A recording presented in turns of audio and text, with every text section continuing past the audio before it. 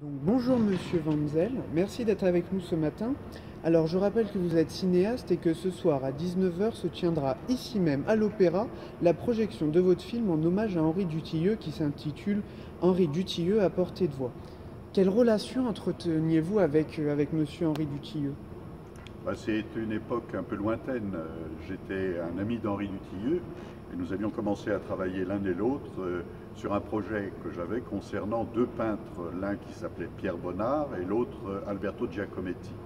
Donc à cette occasion, sachant qu'il était grand admirateur de la peinture et qu'il avait un arrière-grand-père qui lui-même était un peintre assez connu, qui était ami de Corot et de Lacroix, donc je lui ai proposé de tirer parti de ses œuvres musicales. Et à la suite de ça, il m'a proposé, lui, de son côté, de suivre une de ses œuvres en cours qu'il allait mettre en chantier et qui s'appelait Correspondance. Ce que vous allez voir ce soir dans le film, la genèse de cette œuvre, depuis l'inscription du titre sur la partition jusqu'à sa première à la Philharmonie de Berlin en 2003. D'accord, donc en clair, que raconte un peu ce film?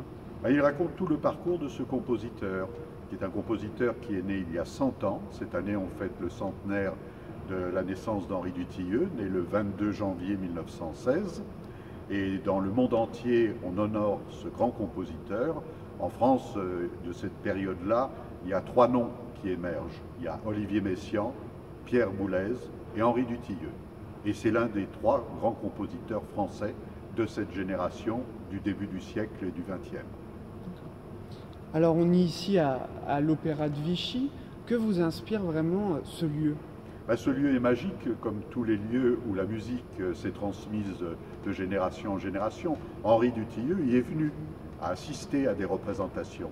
Et je pense qu'il y a une phrase tout à fait éclairante de Marcel Proust, qui disait que les grands novateurs sont ceux qui suivent une ligne classique qui est sans cesse renouvelée. Et effectivement, c'est le travail d'Henri Dutilleux qui est dans la lignée à la fois de Debussy, de Ravel, de Stravinsky. Et c'est un compositeur qui marquera son temps et en même temps, au-delà de ça, sera un héritage pour d'autres générations, comme ce pianiste qui va venir ce soir, qu'il a découvert en 2004 et qui s'appelle Jonas Vito. D'accord.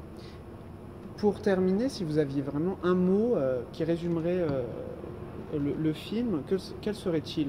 C'est une phrase de Georges Braque que les gens ont un peu oubliée. C'est un grand peintre qui a marqué son temps autant que Picasso et qui s'applique parfaitement à l'œuvre d'Henri Dutilleux.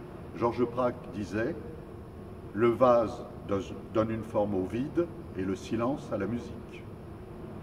D'accord. Eh bien écoutez, merci beaucoup Monsieur Wenzel. On rappelle que donc ce soir à 19 heures se tiendra ici même à l'Opéra la projection de votre film en hommage à Henri Dutilleux qui s'intitule Henri Dutilleux à portée de voix. Merci beaucoup en tout cas. Merci.